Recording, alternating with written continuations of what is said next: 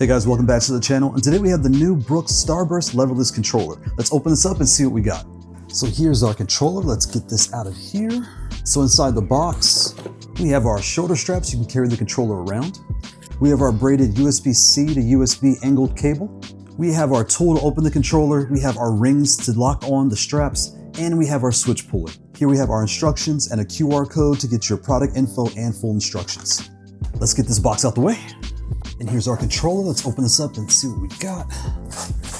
So here we have the Brook Starburst, and when you go around this pad, it has a case pre-installed. It has nice rings on the sides, and it feels really nice and protected. To open this up, you just lift the magnets on the bottom and flip it open. Flip the magnets to the back, attach this to the back there, and here's our controller. All right, let's peel off the top.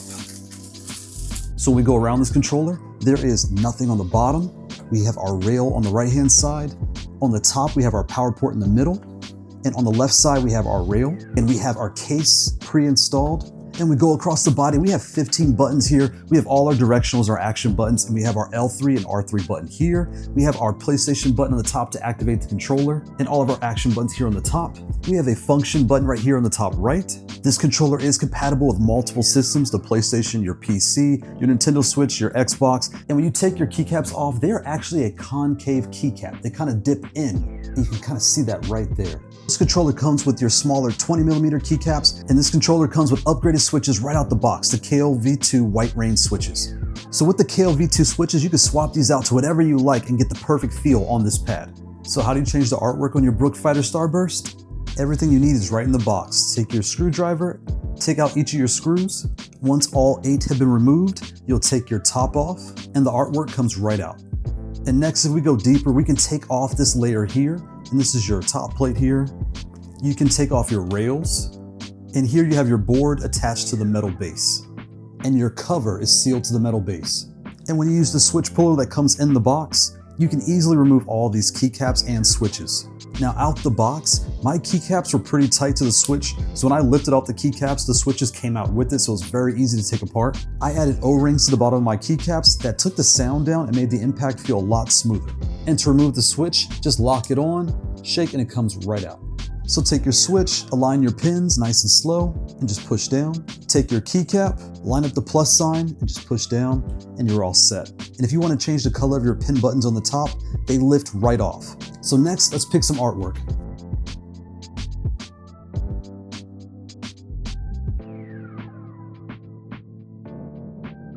I think we found our winner. So let's put our controller back together, put our rails on first. Next is the top plate. Next, our Starburst artwork. We'll wipe down our top here, we'll install our screws, and we're all set. This pad does have a turbo function, so you could use the function button and turn that on. And when you do so, you can hold different buttons to rapid fire for different games you play.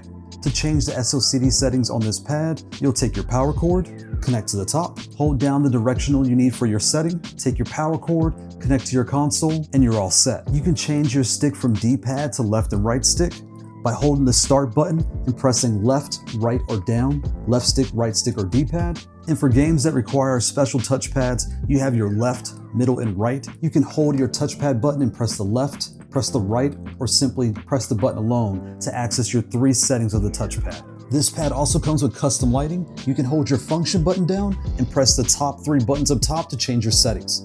The first button here changes your design. These 2 buttons turn the brightness up and the brightness down. To update the firmware on this pad is very easy to do. You will need a Windows PC. You'll go to the Brook's website, look for the Starburst, and there's a download firmware tool on the bottom of the page. Take your power cord, connect to the top, hold the home and the share button, connect to your Windows PC, follow the instructions on screen with the tool, and you're all set. So what's it like living with this pad? I think it's really nice. It fits in your small category in height, in your nice wide medium category in width. The case cover feels really nice and hard. It feels like a very hard iPad cover. When you bend it, you can see it holds really well. It's attached nice to the controller. The bottom here lifts up and this side lifts up here. And you connect these 2, and that's how you access the stand. You can lay it in different form factors to get it the way you like it. You can also lay the top down and lift the bottom up, and have a stand here on the bottom as well. So if you want your hands low or high, you can adjust it however you like.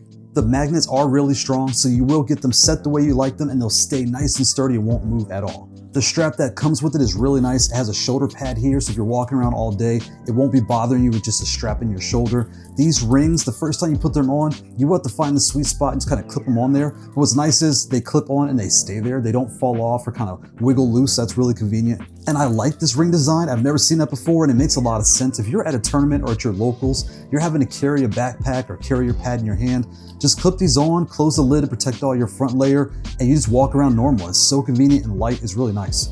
When it comes to remapping your buttons, as far as I can tell, you cannot do that. This is actually your touchpad button. So it's really your 14 buttons here with your home row across the top and your function button right here. But all the buttons you need are across the controller, easy to find, easy to play with. The keycaps feel nice. They're that concave, that dip in the middle. I'll probably swap these out for the standard convex where they're more flat and more rounded off on the edges. I'm used to that style of play. I'm just not used to playing with a concave button, but there's nothing wrong with them. They play just fine. I'm just not used to playing that way. So we have to talk about one thing, and that's the price. The price is high, but it recently came down from $349, I believe, to $299. I think $249 to $299 is a much better deal. There are other out-the-box pads just like this for $249 and $299, but the one thing this has on it is it works on Xbox, PlayStation, and all the consoles right out the box, whereas the other pads I've seen, you have to buy two models, the PS5 or the Xbox edition. And with this pad working on all consoles out the box, and any tournament you go to is simply plug and play, but you do get a lot of value in that. You don't have to carry adapters or anything of that nature. You just hold the button, plug it into the console you want to play on or PC,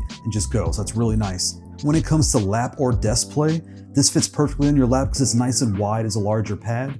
I'm primarily a desk player, so I take the rings off when I play on my desk, but when I leave the house with this pad, I definitely put them on, and it's so easy, convenient, just play on my lap. It just kind of hangs and we have no issues. I do wish there was a screen on here because you could change your SOCD settings, you could change your console settings, but you really don't know which one you're connected to or which setting you have set unless you're monitoring the lights as you push the button. So that would have been a really nice feature. And next we have the paper test. What's the paper test? We take a standard piece of American printer paper. This is 8.5 by 11. We're gonna turn this sideways. And when I lay this under the pad, you can see that without the rails, it is essentially as wide as the piece of paper.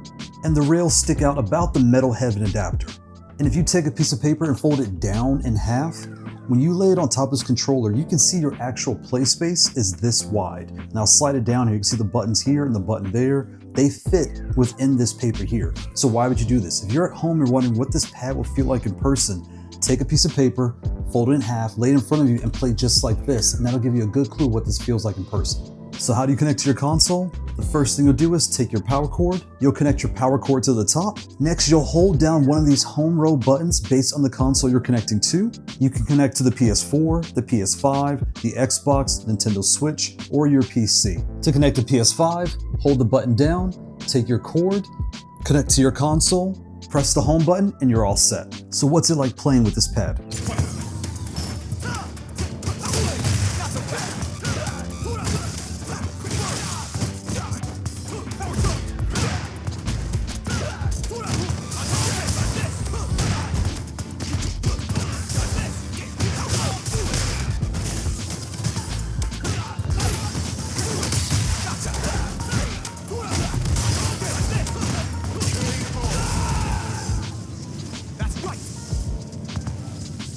So I removed the white range switches and added the short travel Kailh V2 shadow hunting switches. I like the white range switches a lot. I have them on numerous pads, but every pad is made different and the same switch will not feel the same on every pad. I'm not sure if it's the keycaps or the metal build, but I switched out for the shadow hunting switches and I'm really happy. They're a little louder, but they feel a lot better for me. And switching the switches was so easy. You just pull out the keycap with the switch puller, take out your switch and just slide a new switch in with no problems. Round 3, fight.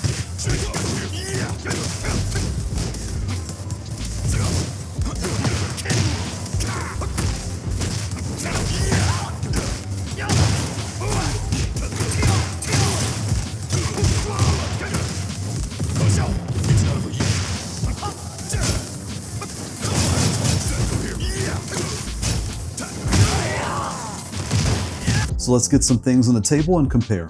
So here we have the Speedy Labs LightFox, with both pads being the exact same height. And when you put these pads back to back without the rings, the Brooks is roughly one adapter wider. And when you compare with the rings, it's about two adapters and one metal head wider than the Speedy Labs LightFox. So if you're comparing these two pads, they both have an acrylic top that comes right off with the screws here. This pad has its power and its pass-through port right here on the top. This pad has its power on the top.